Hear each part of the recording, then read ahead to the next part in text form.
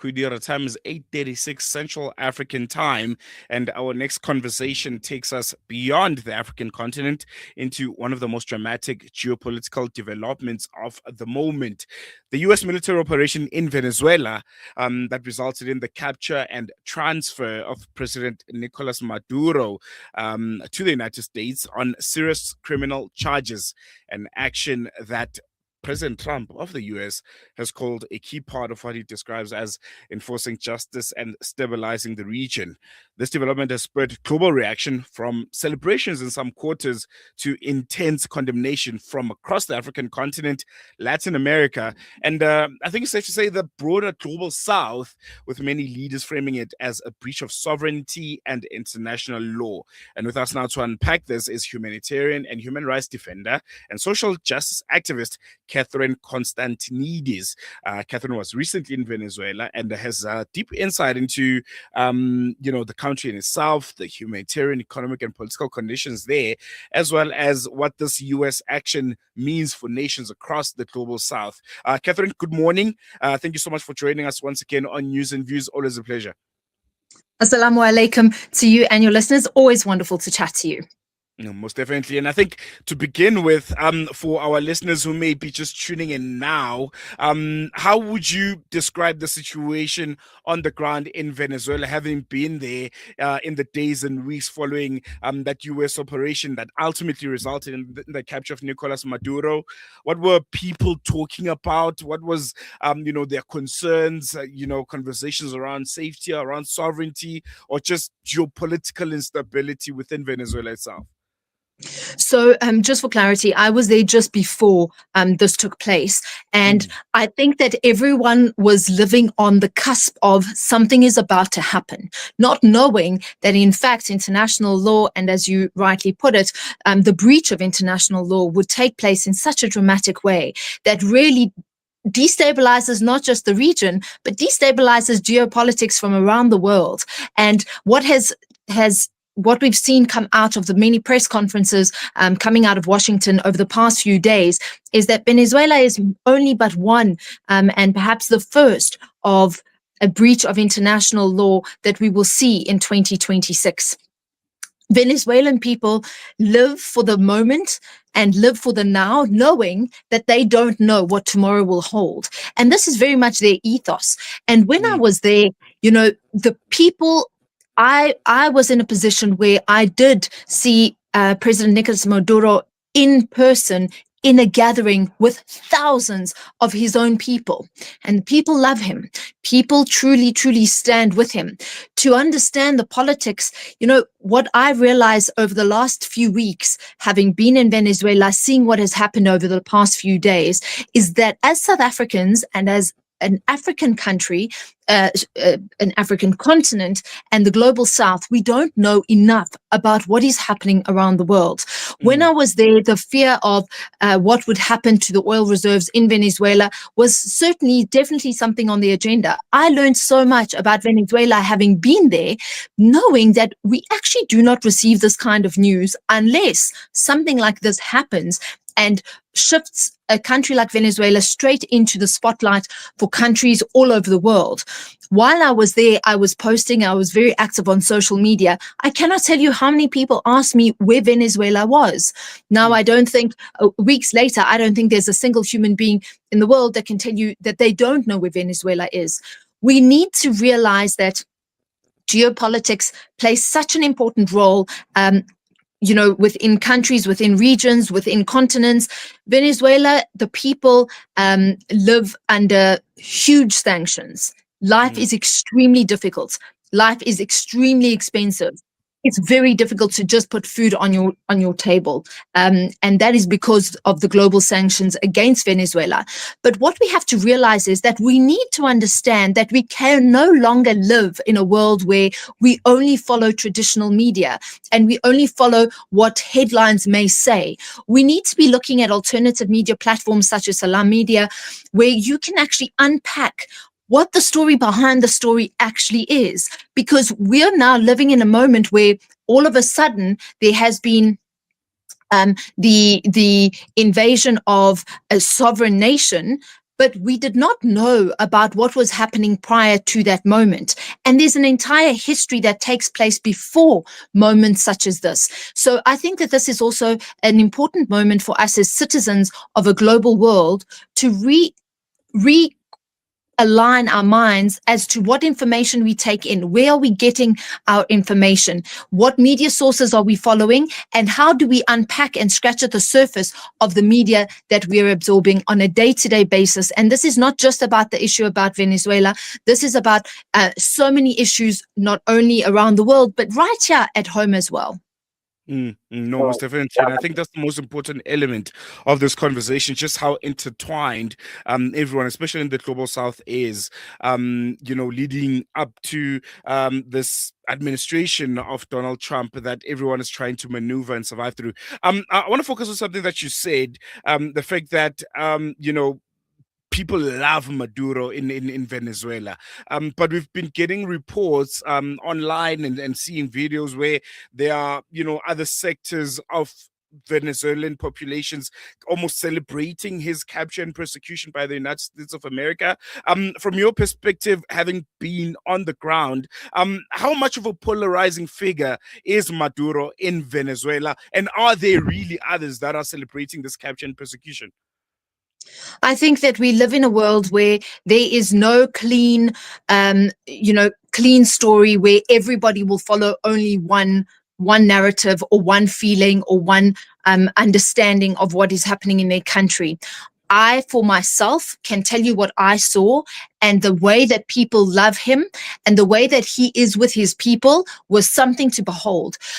I saw how he also was with indigenous communities, and how he was with making sure that indigenous people felt not only like they were seen, but they were indeed included in conversations. They were brought to the table to have a powerful seat of impact. And that was something that I have not seen in many parts of the world as a whole. So it was unbelievable to see how he just holds power amongst the people. The people did certainly love him. What I saw, it gives you goosebumps, because he is a revolutionist. He's an extremely powerful figure in the global south and within the South American context. And from a geopolitical perspective, he is becoming one of the most important figures that we will speak of in 2026. And again, there are many sides to a story. I am not saying that people are not, there aren't people that are celebrating this contravention of international law. I'm not saying that there is a sector that is indeed happy that this is taking place. However, I can tell you what I saw, and connected to many organizations, groups, communities, indigenous communities, as well as urban communities in Venezuela. The information and everything I'm seeing firsthand live in these last few days is really telling a story of complete anger and anguish that this has happened to their president, and they are taking to the streets and rallying for his release. Just switching gears, I think the United States of America has described this military action, or maybe Donald Trump described it as an effort to bring Maduro to justice on narcotics and narco-terrorism charges, as they've coined and framed it. And the administration has suggested running Venezuela temporarily. How credible or legitimate do you think those claims are? Those claims against Maduro are from a humanitarian and human rights perspective, and as someone that was and interacted with the people of Venezuela? And what is the prevailing sentiment among Venezuelans that you encountered, that maybe you're still in contact with, regarding these charges, and also the United States of America now administering or running Venezuela for we don't know how long? When you speak to people and when you're there, what you do realize for sure is that somebody's got to tell some story to make this entire thing seem legitimate, make it make sense, because it does not make sense. For a country that has got the biggest oil reserves in the world, how does one how does one take over power of those reserves if you're not going to create some kind of narrative that's going to destabilize the country, the people, and make sure that you are seen as the hero within the story? So again, from my own perspective, when I was there, I went through the airports, I went through different uh, security checks and security points within Caracas, and while I was there, and the strict control of movement of people, of movement of goods is extremely, there's a control on that. And yes, South America is known for the movement of narcotics, of drugs from South America into the US, into the rest of the world. However, we've got to understand that there's a bigger picture here. And so we need to make sure that we are creating, that we're not creating or amplifying false narratives that are being used in order to make sure that there is a legitimate reason to go and to break international law by uplifting and kidnapping a sitting president. No, most definitely. I want to bring it a bit closer to home, because right across the African continent, just the broader global South, there's been widespread condemnation of the capture and the United States now administering Venezuela. It is coined as a violation of international law, and when you look at it, it is exactly that. Why do you think this resonates quite strongly here in Africa, in the Caribbean, in parts of Latin America also? And how are historical experiences of intervention shaping these kinds of reactions? I think we're living in an unprecedented time in history. We're seeing history being made. In 50 and 100 years from now, people will talk about this moment in history, not just Venezuela, on our own continent, as you're talking about, and around the world. We're going to look at case studies. This will be its own case study. We will be looking at this from a different perspective. And I think that this changes so much. It's so important that we keep freedom in check, that we fight for freedom, that we relook at our principles and our values as nations, as regions, international bodies such as the UN, the AU, the EU, all of these institutions that have been long-standing institutions that we have adhered to the principles of those, and the constitutions of those institutions are now being challenged.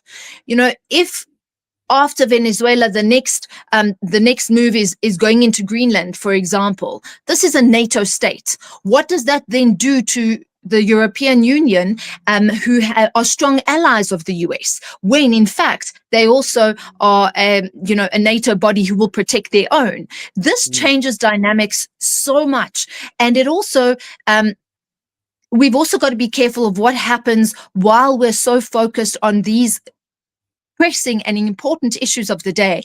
What is taking place in other parts of the world that we're now not seeing, or we've shifted our view from? And I talk about Gaza and Palestine specifically. We've got to keep these things at the back of our head, because potentially we will look back at this moment and realize this was a well played out plan of action in order for a shift of power to take place. And as African countries, and as a continent that still fights and grapples with so much domestically and continentally, we have to make sure that we are keeping our eye on the ball, both domestically and continentally, as well as ensuring that we never move away from showing our solidarity on an international level as well. And that solidarity must reflect the values that we hold dear, the values that we live on a day-to-day basis right here at home. Most definitely. Catherine, thank you so much for joining us and giving us, I think, that fresh perspective from Venezuela. I think it's going to be an interesting year. 2026, as you mentioned, is going to be the biggest story. Very, very unprecedented times that we live in. And we really appreciate you almost unpacking it for us fresh from Venezuela. Really appreciate it. Wonderful to chat to you. Take care. Always a pleasure. That was Catherine Constantinides offering a deeply informed context, as you mentioned, on one of the most consequential geopolitical developments of the year, and how the capture and contestation of Venezuela's leadership reverberates across the world, especially throughout the global south.